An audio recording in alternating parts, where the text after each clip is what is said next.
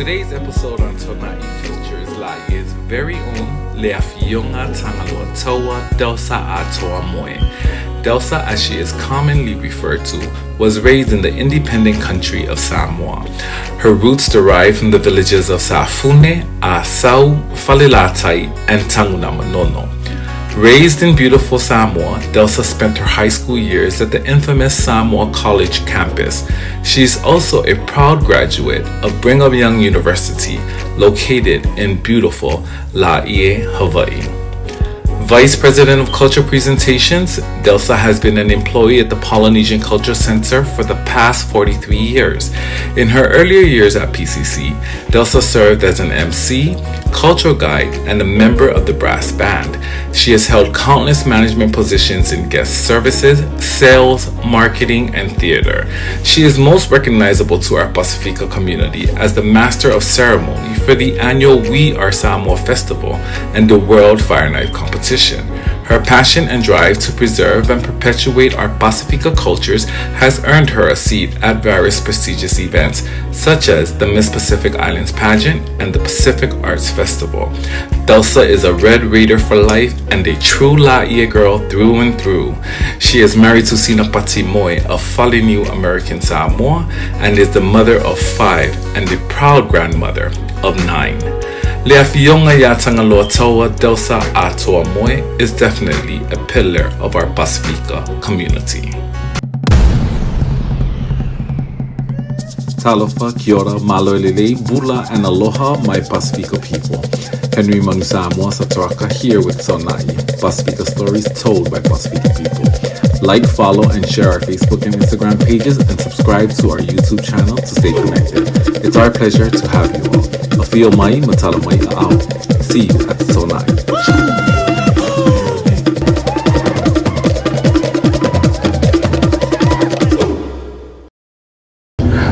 Talofa lava, ladies and gentlemen, and thank you so much for joining us today. We're here with the beautiful Leafionga ya Tangaloa Tawa Delsa Moe here at the beautiful Polynesian Culture Center. I want to take this time to thank her. Thank you so much, Delsa, for being here today. You're welcome. Appreciate you taking your time out of your busy schedule so that you can share with us and share with our Samoan people, our Pacifica people, as we just have a talk story today. If you'd like to address our community, this would probably be the time. Well, not really. You can edit that part out. Just malo soifua talo falava to all of our family and friends wherever you're tuning in.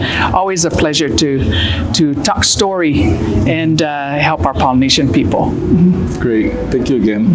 So Delsa, if you don't mind me calling you Delsa. No, go ahead. Okay? That's fine. Okay.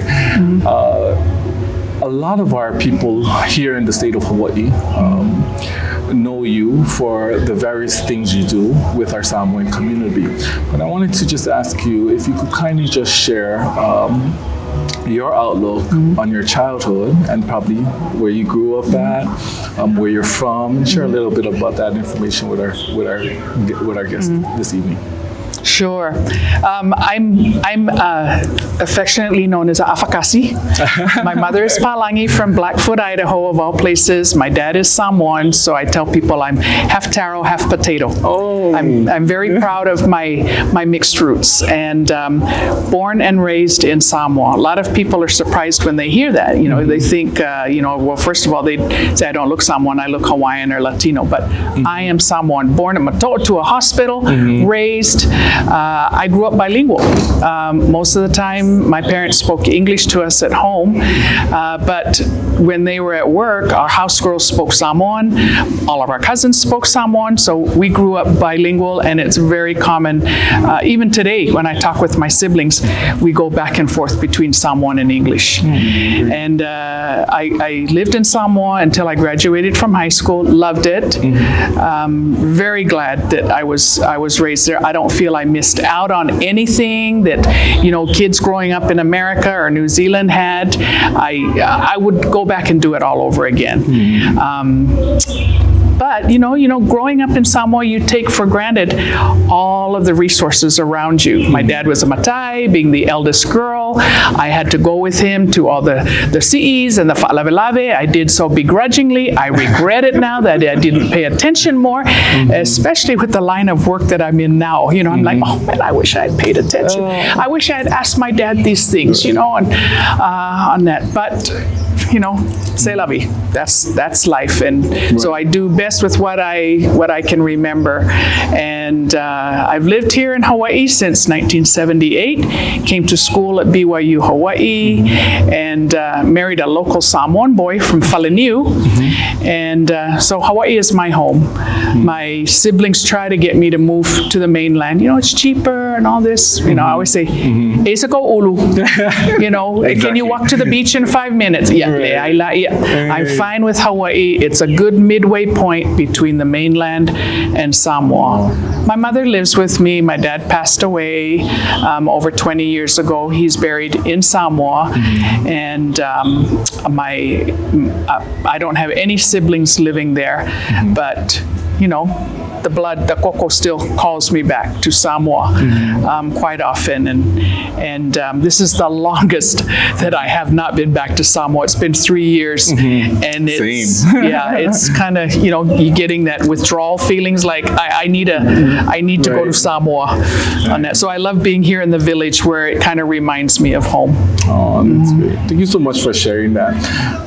Growing up in Samoa might be a lot different than growing up here in Hawaii. And so you shared that you grew up in Samoa. Could you tell me some of the things that you most appreciated about Samoa, about growing up in Samoa? I can't say I grew up in Samoa. I was born and raised in Hawaii, so I would love to hear what your outlook would be about that.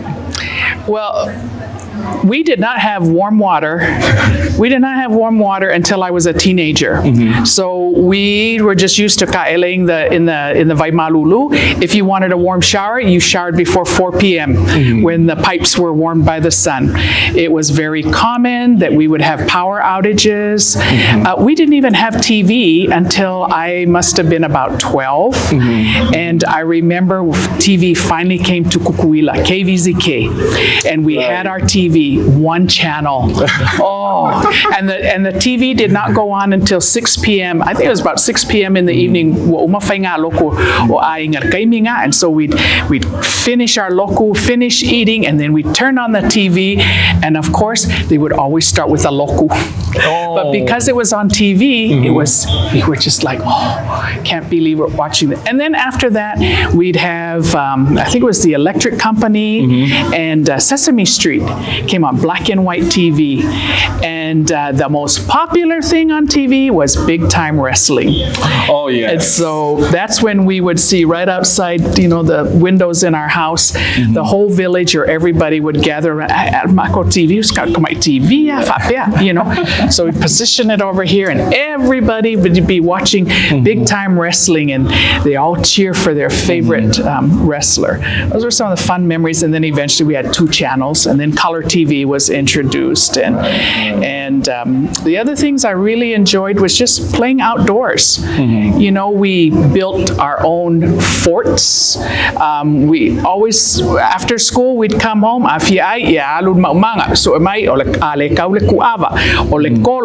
And, all these things that grew in our yard abundantly. We hardly ever ate apples. That was very special if you had an apple or a pear. So we grew up on mangoes, guava, and just sasalapa. We had a big lama tree in our yard, and so we'd always go kufilama and kae them and save our akokos and eat them and climb the V tree. That was my favorite, was V. But yeah, nature's grocery store was in our yard.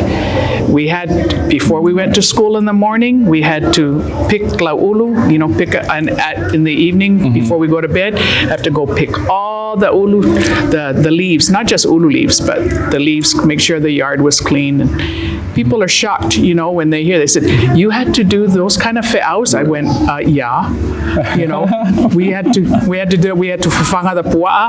Every evening we have to go around and aume aya pua'a, and take it to feed the pigs. And my brothers had to go make the umu, on Sunday mornings. So yeah, we grew up doing all the Samoan fe'aus and loved it. It was adventurous for us. But of course, we also had our palangi side. And because we grew up living right next to the Church College of Western Samoa, Aimamonga, we had all our palangi friends, and that's how we learned to ride bikes and some of those things. Yeah. So it was fun. That's great. Cherished my Samoan childhood. Yes. That's great.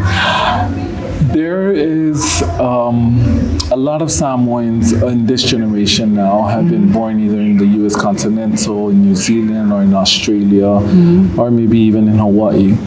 There seems to be a need to want to connect back to their identity as Samoans or as Tangata Pacifica. A lot of them, Delsa, sometimes feels that they're not Samoan enough. They're not good enough to be Samoan. They're also not Palangi. So they're kind of stuck in this rut, maybe you could say, right in the middle. What could you say? How do we? Because there's a saying that says, it's not how much blood you have in you, but who you are and the manners and the morals and the values that you carry with you. What would you say to a Samoan child or teenager or young adult or young couple that are struggling because they don't speak Samoan, or maybe you come from a background that spoke Samoan and that you lived in Samoa? A lot of us didn't have that opportunity. What would you say to them? That's the predicament my children are in. They were all born and raised here in Hawaii, and although they know they're Samoan, I know, and some of them are more interested in being Samoan than the others are. And my advice is, if you're interested in learning your culture, do it. Learn on that. If you're not, it doesn't mean you're not any less Samoan than somebody else, So we shouldn't degrade those who are not interested in the culture. Really, it's all about being a good person. And I think that's the best thing you can do if you weren't raised in the islands, is be the best representative of your ainga on that. That's transformative. You talk about fa'aloalo. That's not just a Samoan value. That's value for a lot of other cultures. So how you represent your family is the best contribution you can make to identifying yourself as Samoan, because nobody wants to be connected to somebody who is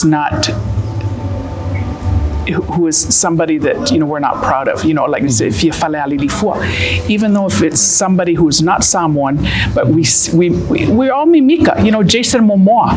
Right. On that, because we're proud of who he is as an actor.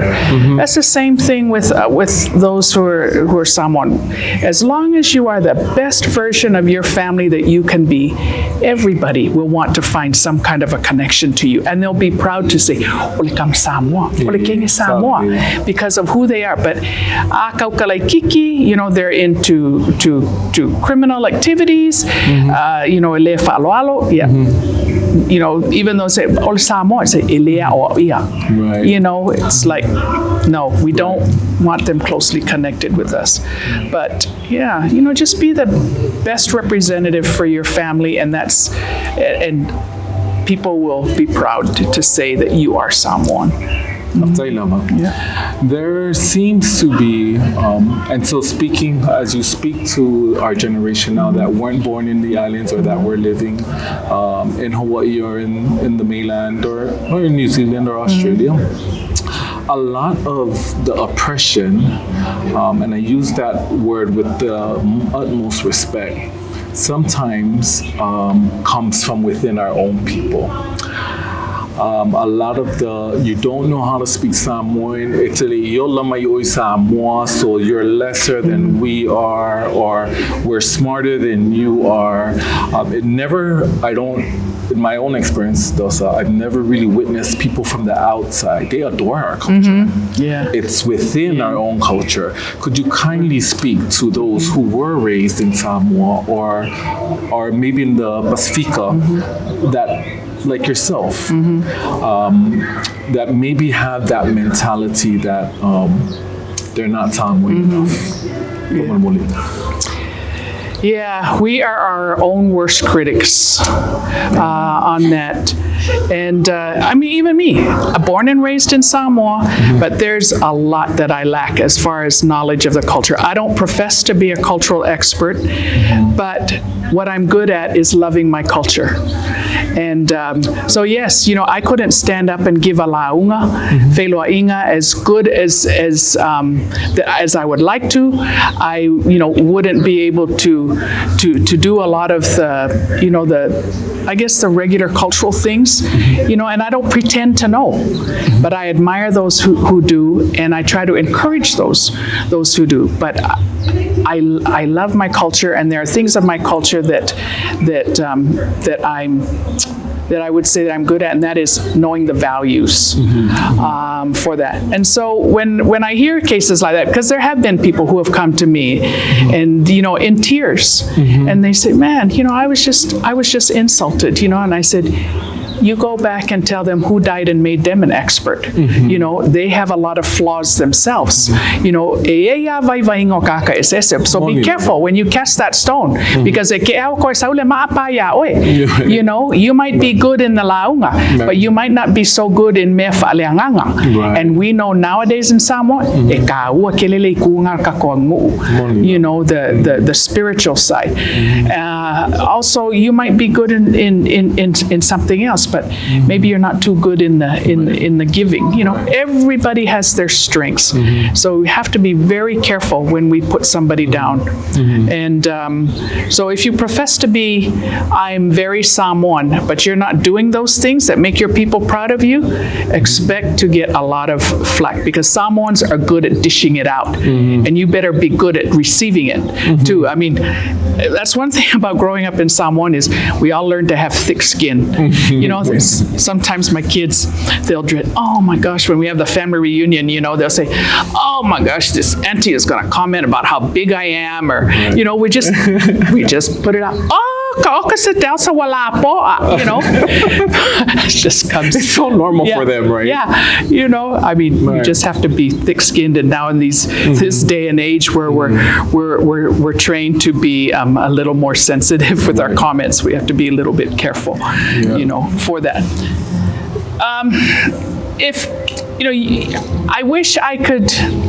I wish there was a single formula that I could give each person when they come and say that they have been degraded because they're not Samoan enough. All I can say is, are you proud of who you are? If you are, then just, don't worry about it. Right. Just tell them, I'm trying to be the best that I know how to be. They can't condemn you for that. Right. Everybody's circumstances are different, and don't let those things bother you. Just keep going, and that's like here in Laie. We all have fa'alavilavis, and they're some of the younger generation that want to learn. We tell every time there's a fa'alavilavi, alu. Go, oh, but I don't know what to do. It doesn't matter. Right. The family will see that you want to learn. Show up with your ie. Fai lo ie. Fai fa'alei lo ofu. Don't show up with ofu lima muku unless you're going to be doing the omu. Right. Go over there and you're like, no, I'm here to learn. How can I help?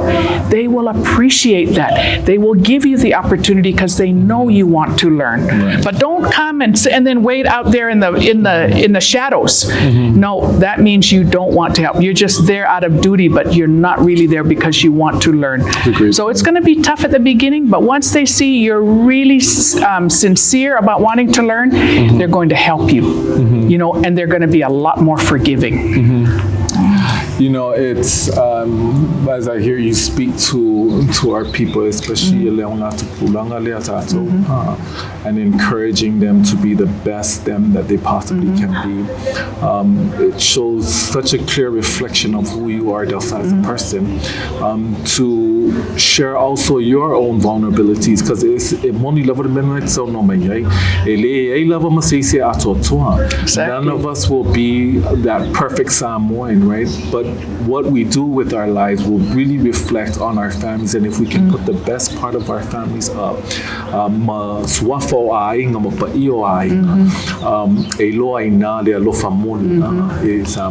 then I also hear you sharing with those who were born in the islands, or who maybe might be maybe think that they might have a little bit of an edge over another Samoan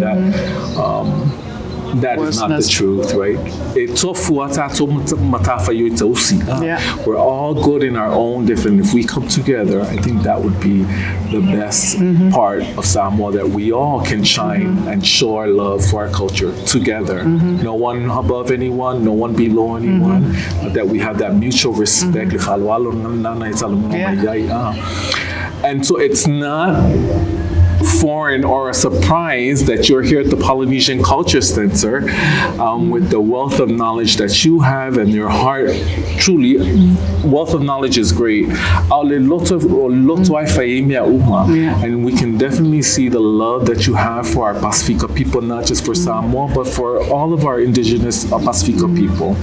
And so your title here at the Polynesian Culture Center is? I'm the Vice President of Cultural Presentations.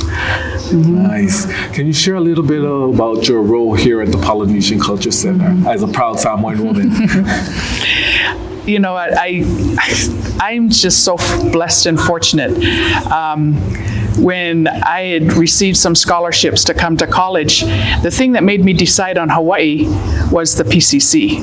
That's what, because some alumni from here went back to Samoa and they were teaching, and they started up a Polynesian dance group, and I started going. I was about 13, 14 years old, and I learned to do the poi balls, I learned the hula, and I really, really enjoyed it. So they told me that that's what they had done here at PCC while going to school. And so when the BYU Hawaii offered me a scholarship, I said I wanted to come here, and I've never regretted that decision. I've enjoyed, tell them, I actually graduated from PCC. BYU was just the justification, but I would have loved to do this, but my parents expected me to go to school, and school was good. BYU Hawaii was good to me. So when I graduated and PCC offered me a full-time job, I said, yes, I'll take it. And continuing to work with the different cultures, I really enjoy learning about different people. My major was travel and tourism management, because I loved learning about different places and cultures, and I love to travel for that. So I worked in the theater department as a performer. I also worked in the brass band when we had a band here at PCC. I played, musical instrument in Samoa in my high school. Nice. And I believe it or not, my very first job here at PCC was in the Maori village. Oh, wow. I worked one semester in the Maori village until the shows realized that I could play keyboard, and then they said, we need you in the shows. And then for the rest of my college career, I worked in the shows. But anyway, so after I graduated, they offered me a position to manage the guides department. And then I was moved around to different departments, and then eventually became the director of cultural presentations, which includes all of the shows at PCC, the villages, and the tour guides. And then when Longo Apelu, who was my mentor, when he retired from PCC, I became the vice president, took over his position of cultural presentations. And so with that role, not only, do I get to manage the cultures and everything that supports the cultures, but one of the things that I really enjoy is that I'm also chairperson of the We Are Samoa Festival. Awesome. We are in the 29th year, and next, the festival includes the World Fire Knife Championships.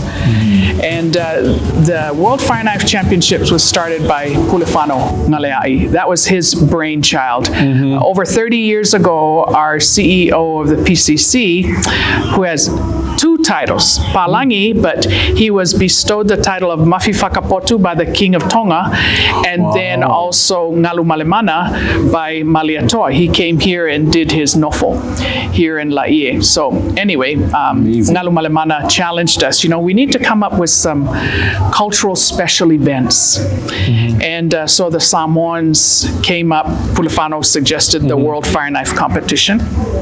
And and he also suggested that we take over the arts festival that the high school was doing under O'Brien. It was getting more than what O'Brien could handle. And he said, gladly, I want this to continue, but I just can't run it anymore. And so PCC came up with the We Are Samoa Festival.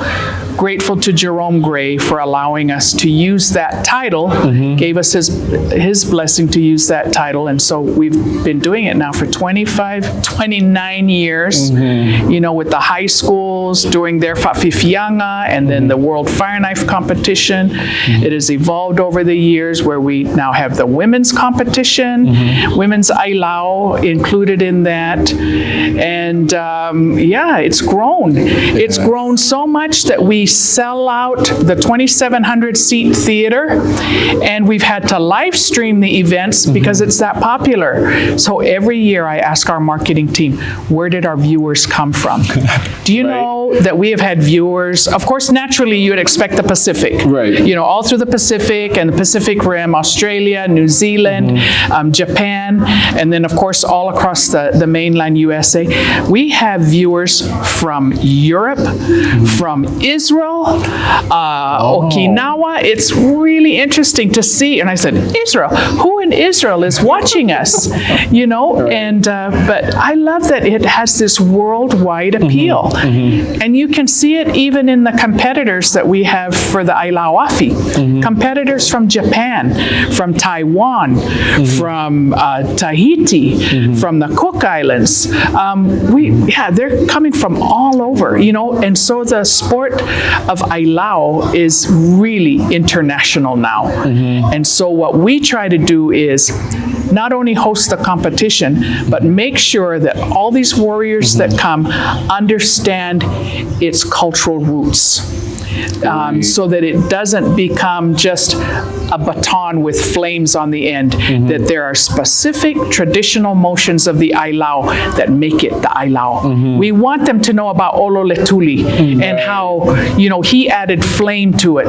We want them to know about Pulefano Ngaleai and Tafili Ngaleai, and, we want them to meet these other Ailao brothers in the world. And so we're glad to be able to facilitate and host that and be a place that fire knife dancers, want to come to.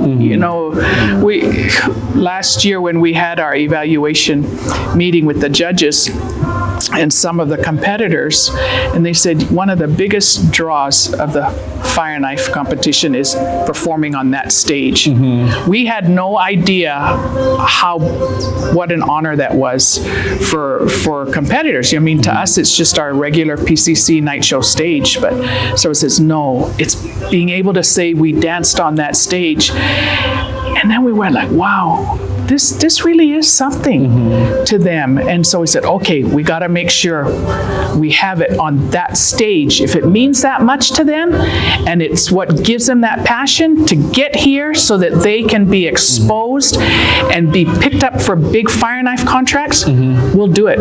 Because of this competition, Cirque du Soleil came, they recruited dancers. Yeah, Cirque du Soleil has been recruiting from us for years. Disney has been recruiting from us for years. And we're really proud to say that, some of the performers at the Festival of the Lion King in Disney World were, got their jobs because of exposure from here on that. So we're glad to be able to help these warriors be able to launch themselves into meaningful careers. Because, Kako Samoa, it's not only about us as individuals. We're secondary. It's about about our family. And so when I see people like, Pati Levasa, our first 3-time world champion, when he got picked up, to perform in some of these places and the money came in, what was one of the first things he did? Faule fale wanga makua. I was just like, yes, fame didn't get to the head of these warriors that ele ngalo lako ainga, where they come from, and they build that home for their family, and then they take care of themselves second. Same thing happened. Falaniko Solomon over there performing at Hong Kong Disney. Same thing with his winnings. Fight Gilmore Kausiyang Makua, and Fakau Kavale, and I thought, oh, good boys. Good guys. So it's nice that they still remember those Samoan values, as they become better known for their skill in Ailao. And then of course, at the high school, you're a prime example. I remember you dancing for Moana Lua. Just this scrawny, tall kid just in there dancing, and then next thing I knew, you're performing as a musician from Moana Lua, and then you graduated and you came back and you were helping as an advisor, and then you helped other schools, and now you're speaking Samoan, Mawalo Swafa Makai, Kalo Pea, and I would like to think that the We Are Samoa Festival helped, helped you, gain that interest and wanting to know more about your culture. And so as long as it helps our youth, become better individuals, we're going to continue doing this for as long as possible. It's you sharing a lot about your position here at the Polynesian Culture Center and the many great things that the Polynesian Culture Center has done for our communities, because there's quite a lot that this place that we call the Polynesian Culture Center has contributed to some of the lack of identity that I think some of our youngsters have. Like I shared with you before, I grew up here in Hawaii, and it was Aiea, but it's okay. Oh, Aiea, did I say Honolulu? Oh my gosh, I'm so sorry. No. Sorry, Aiea. Okay. No, but this has become a hub for a lot of people to reconnect. It's like almost a reconnection place where they can come back and reconnect to their identities. You are right. I was very inspired. We Are Samoa gave me a platform to share my love for the culture. I did not speak Samoan either when I got out of high school. I learned how to speak Samoan. My passion and drive was to learn how to speak it. And I'm thankful today that I can speak Samoan as well as I do. I'm still not Atotoa either, but I try my very best, and it's the desire that I have. And so thank you, Delsa, and the Polynesian Culture Center for really you folks have given an opportunity for a lot of these kids and a lot of our generation who grew up away from Samoa, the opportunity to reconnect with our Samoan identities. And so we want to just say thank you for that. Well, you're welcome. The whole purpose that PCC exists is for education. Educating our guests that come here about the cultures of Polynesia, educating our employees who maybe did not have the opportunity to learn their own culture. They can learn here, and also providing an education for the students that come here, and all they have to do is share their culture, and it pays for their tuition. So when they graduate, they leave not only with a degree in hand, they have work experience and better knowledge of who they are or what they want to become. And I'll use this Samoan village as an example. Of course, as much as possible, we try to hire people with Samoan blood, in them, so they're presenting their culture. But sometimes it doesn't always work that way. One time we had a Malaysian boy. They said, this kid from Malaysia really wants to work in the village. Please, can we hire him? I said, does he look Samoan? And they said, yes, he does. And I said, is he willing to learn as much much of the culture as he can. He said, yes, so he did. Felix came, we hired him. He learned to climb the coconut tree. Wow. Yeah, everything. He was Samoan. He was so proud to be Samoan, Wow. Even though he was from Malaysia. Right. Well, he graduated, went on to culinary school. Now he's back as our executive chef in the restaurant. He is our executive chef, and he still comes over to the Samoan village. I says, Felix, I'm glad you haven't forgotten your roots. I don't care what your passport says, your genealogy, you're still part Samoan. Yes. For that. But even, Samoan kids that come from Samoa, raised in the city areas or from the mainland, they come here, they learn to climb the tree. They learn how to lalanga. They learn how to si'oleafi. They learn how to make a umu. They're so proud to be able to do that. They're so proud to be able to show their families what they can do. And I love when I come to the village and I see Samoan families wander through and they just sit over in the umukuka area, watch the boys do the fe'au, and the older folks reminisce. Oh. I love that as they share with their grandchildren and their children. Oh yeah, Papa used to do that every Sunday. We do this, and to just hear those stories, and this is what this place does. Right. It helps people reconnect, refresh, and to reminisce. Yes. The good life of growing up in the islands. It's amazing that throughout our Talk Story session today, you shared a lot about being able to share our culture to even people who are not biologically Samoan or wasn't born with Samoan blood. And I think that's one of the beauties about the Polynesian Culture Center with Taitai's Pe'oi, who has the heart to share. Sometimes e yele angangam naole o tato tangata e musu e lima mau. Yes. E mea tato watu nuu, e mea tato wanga nuu. And you and your position here and your vision here, and alongside the many who support this vision of sharing our culture with the world, really highlights le ano moni lava o le taua o le fa'asoa i mea nei, because like you shared, we have inspired a kid from Malaysia just through our culture and our values and our way of life and the things we do. Please speak to our people as far as passing on this knowledge with not just here at the Polynesian Culture Center, but passing on the knowledge from us, from this generation maybe, to our kids, or maybe I'm a second generation migrant from American Samoa. My mother and father was first. The concern is that the next generations, if we don't pass and share and help and create platforms such as this, it doesn't need to be the Polynesian Culture Center. It could be you just having Samoan language class in your garage. Or could you please share a little bit about that? So my thought is, ole ale au ngā ole iloi no me tāua ia pe ale whaasoa. What is the value in knowing these things if you're not going to share it? How is it going to be perpetuated? If you die with this knowledge, there it goes. On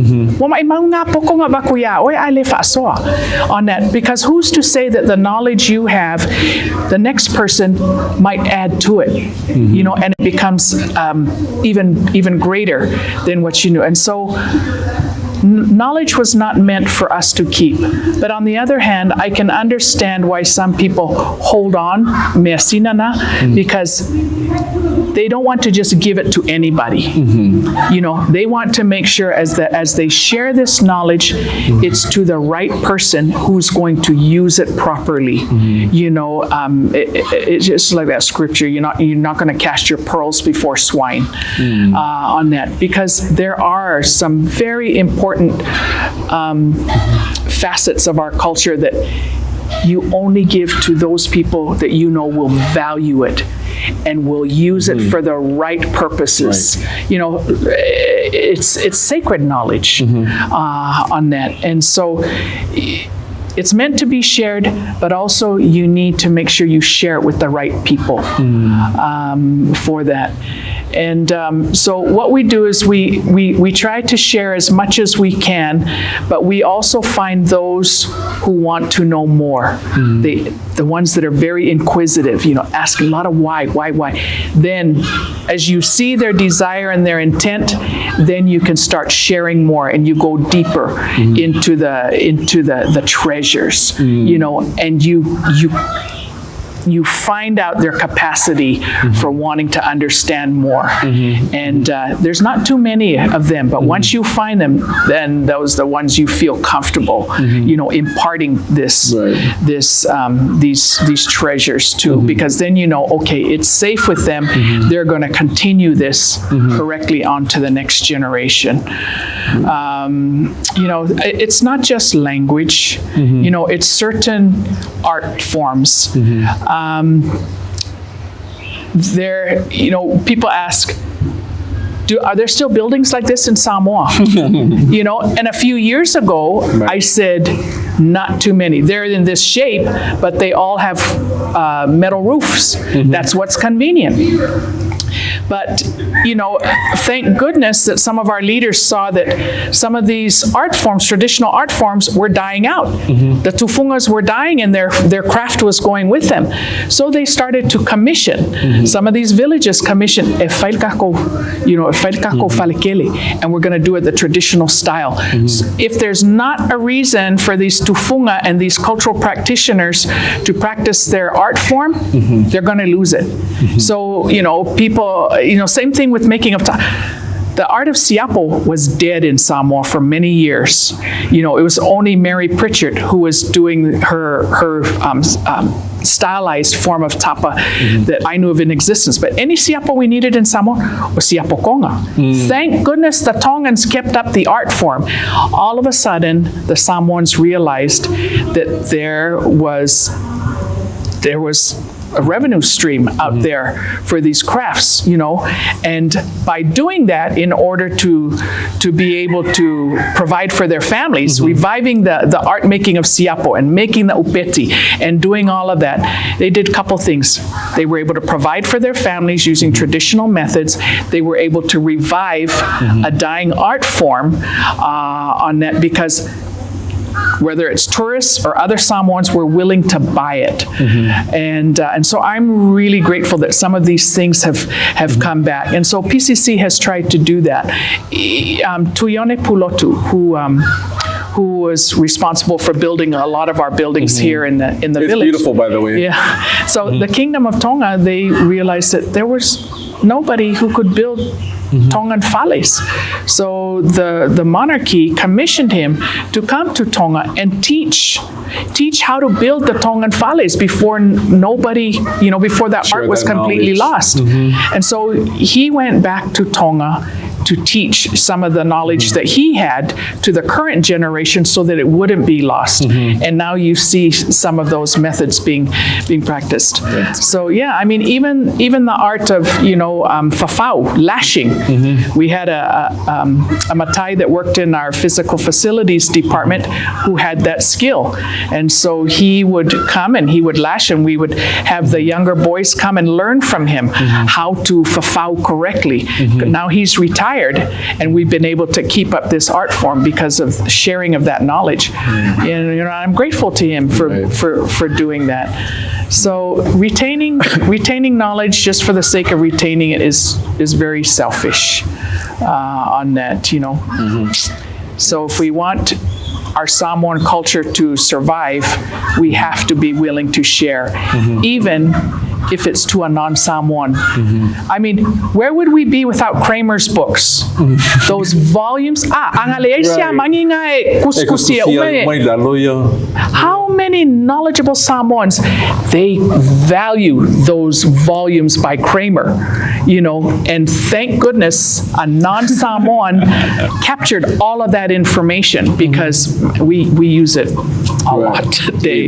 Yeah, so, the Palangis had their uses too, Irkako culture, being able to take these photographs, draw these sketches, record these things that they saw, so that we have them, to be able to refer to in our day. Last question before before I kind of close out everything. The Polynesian Culture Center has done amazing things via the We Are Samoa Festival, via the World Fire Knife Competition. A lot of the sharing as you shared, and I recap what you're sharing, that ngal fa soa. Ai lo foi ka ko fa nga le fa ko. Yeah. Because there are some yasinas that we do hold dear.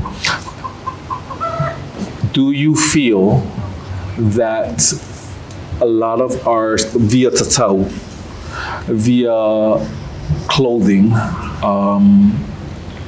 siva, do you think that it's becoming a lot more commercialized, or do you feel like we're at a medium right now? It's okay. You know, it's not. We haven't gone way off board, or. And if you do feel that we were okay, how do we sustain it? And vice versa. If you don't feel that we're okay, how do we diminish some of the things that we are doing as far as commercializing our culture? A lot of things now in the modern world comes with a lot of monetary returns. Exploiting. Yes. And so before, when we used to go and obviously lomotu e fo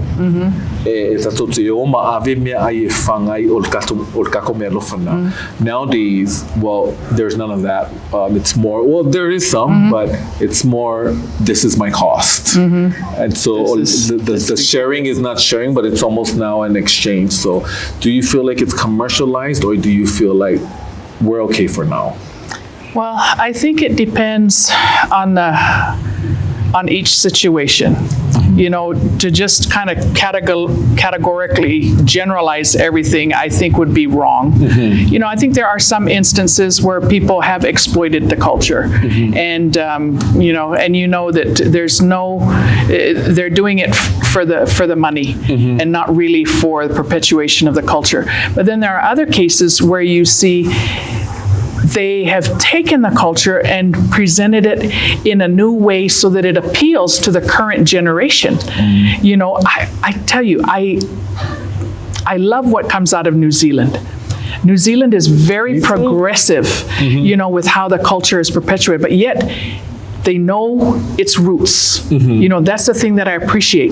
They understand the roots of the culture, but then they know how to present it in a very aggressive way. I've seen some of these modern dance theater things and how they've used some of the Samoan sivas to present things. I thought, man, that is so creative, you know, but I don't feel in any way that it is detracted from the Samoan culture. I think they've just taken it, presented it in a new way. I mean, I'm pretty sure that when Ololetuli let those Nifo'otis, lit them on fire, people, Samoa, because nobody had ever done it before. It wasn't until the 1940s that he put the fire to the Nifo Ailau for that. But now, I dare you to find anybody to say that's not Samoan.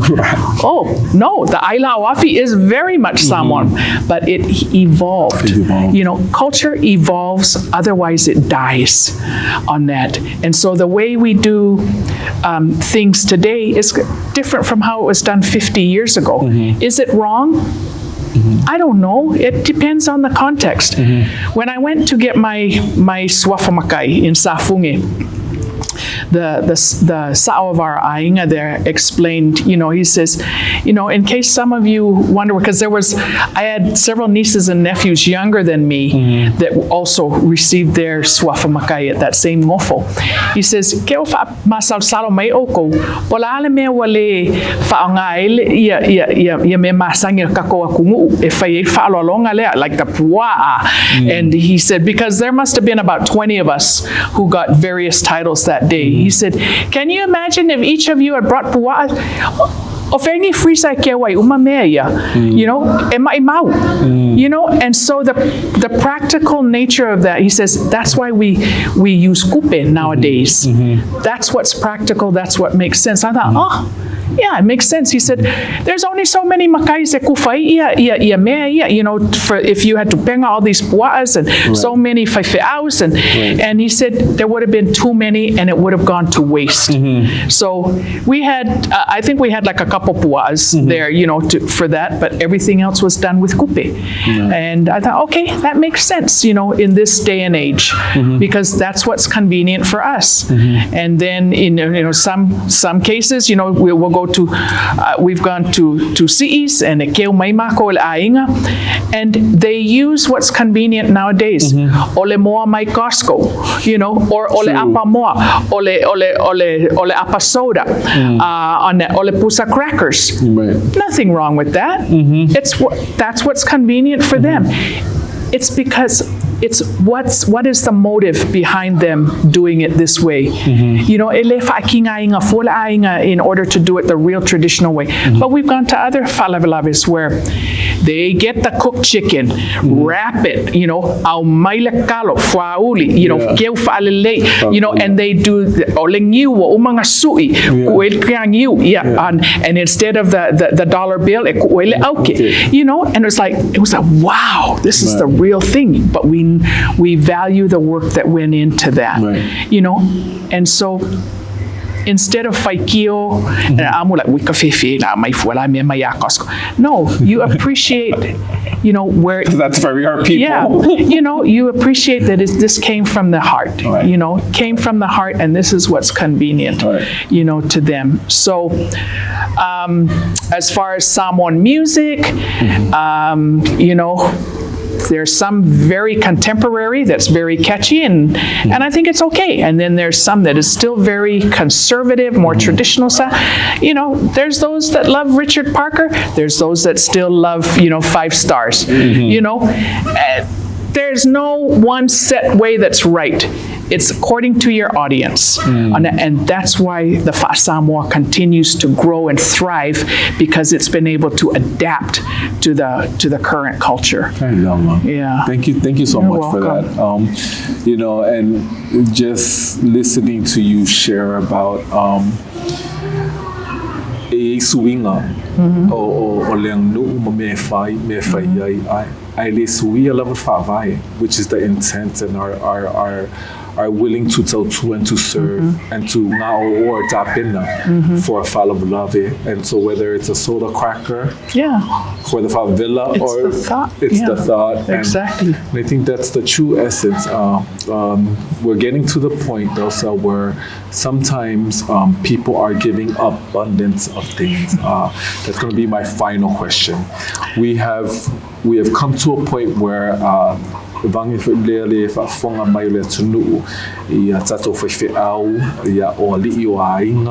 they have gotten just a tremendous amount of things via el Faloalo. What would you say about our Samoa in that aspect? Yeah, e sa o lava oe. O isi kaimi, wa whaonga ia whaalawelawe o kakoa nguu, e kau vai a inga. E whape ki kilo aku o maile a inga malako pua a malako afe ka la. Oh, we have to make more. Whaalua afe kako. Now they've lost the whole purpose of why we do that, because they're trying to outdo each other. And that puts an unnecessary burden on the family, and that's why some of our younger generation, when they hear the word fa'alavelave, fa'asamoa, they don't want anything to do with it, because they've seen how e kinga inga lako ainga.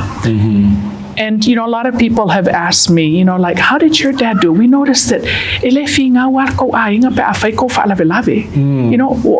Why?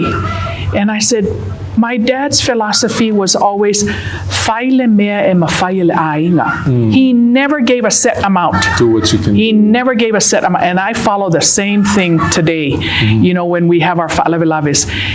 My kids, all born and raised here, but I want them to participate and understand the act of sharing in a time of need. So I asked them, we've got Auntie's father-in-law's funeral coming up.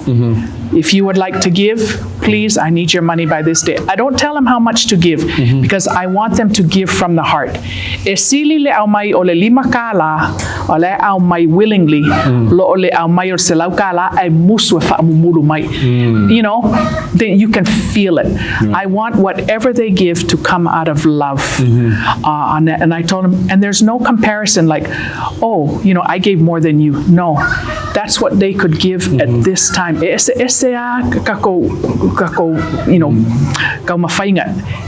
This time I might only be able to give 50. 2 weeks from now, I get my tax return, I might be able to give 200. That's what I can give at this time. No,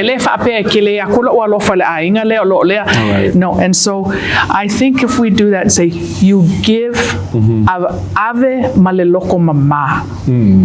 Ave maleloko mama, maleloko alofa on that. Don't worry about what others say.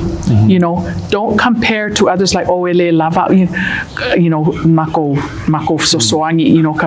You give what you can give. People will feel the love on that, and that's the true essence of the Samoa.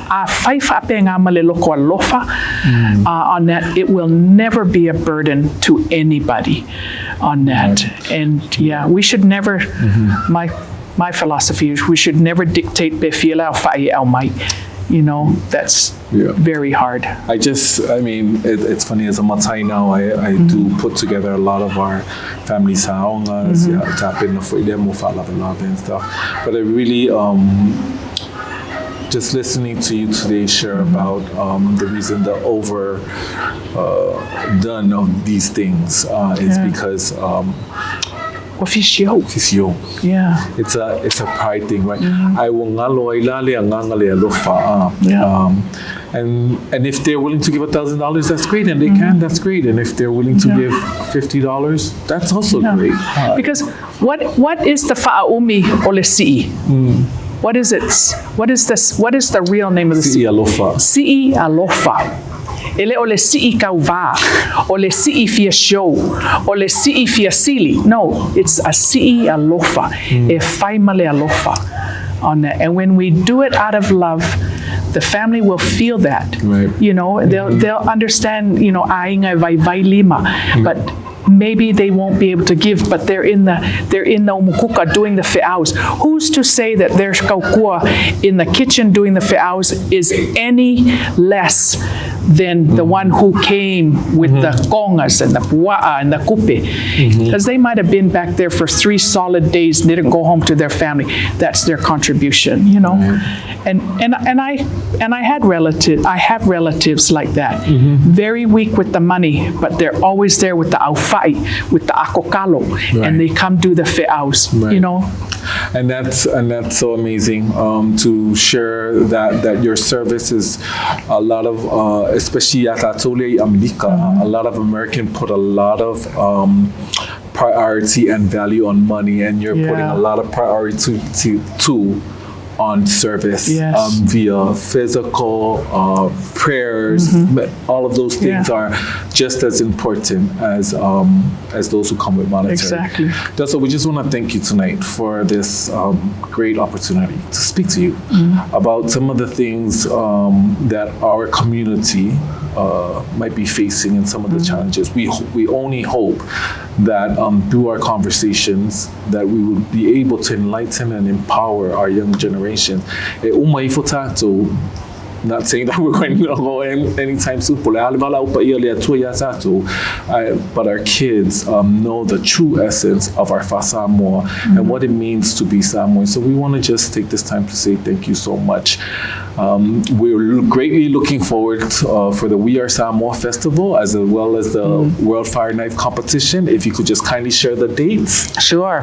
So it's We Are Samoa this year is going to start on Wednesday, May 4th at 6 p.m. will be the junior and intermediate fire knife competition.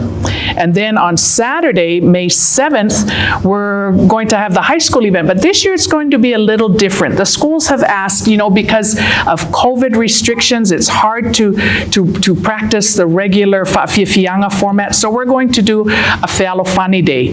The schools will come in the morning, do their rotational workshops, but then at 11:30, we're opening it up for the public in the Pacific Theater again, and for just $15, every seat, $15, You'll come in, we'll have the students kauva with the cultural games, followed by a concert. None other than Jerome Gray. Yes, the legendary Jerome Gray will be here May 7th, and opening up for Jerome Gray will be the new up-and-coming group, Faiva. And just YouTube them. I know you've heard their songs, I didn't know it's, but Faiva will open for Jerome Gray. And then Umalo Jerome Gray will end with Kawalunga by the high school students, and then him singing We Are Samoa.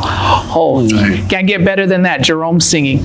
Then on the following Wednesday, May 11th, we'll have our senior competition for the men and the women. Hopefully we'll have enough women competitors this year that we can still have the women's competition. And we'll do the women's finals that Wednesday night. But then on Thursday, May 12th, during our Ha Breath of Life evening show, we'll have the men's finals, where we'll crown the new world champion for this year. So that's our 29th annual We Are Samoa Festival. Also, so I forgot one other very, very important thing. On May 4th, when we open the whole festival, we're going to have a special memorial tribute that night to honor Pulefano Ngalea'i, who passed away this year, the founder of the World Fire Knife Competition. Also, Lisona and Quince Leatawa, as well as Malo Seleni, some of our judges who have helped us for many years, and one of our own founding committee members, Tipa Ngalea'i, who passed away as well. So it's going to be a difficult year, not having some of these We Are Samoa greats, but thank goodness we have our supporters and have the high school and all of our live stream audience worldwide who will be tuning in. We Are Samoa. Thank you so much.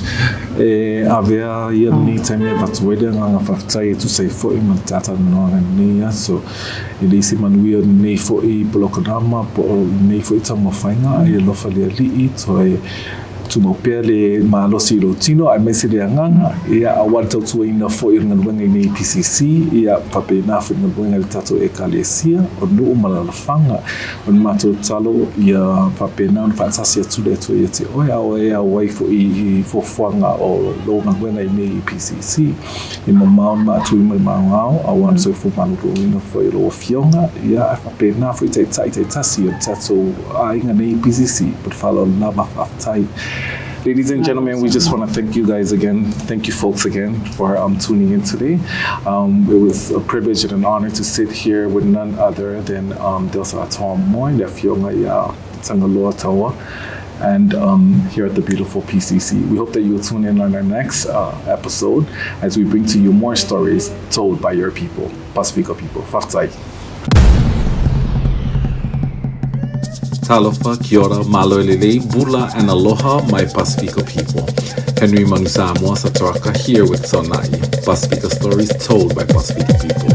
Like, follow, and share our Facebook and Instagram pages, and subscribe to our YouTube channel to stay connected. It's our pleasure to have you all. Afio mai, matala mai ao. See you at Sonai.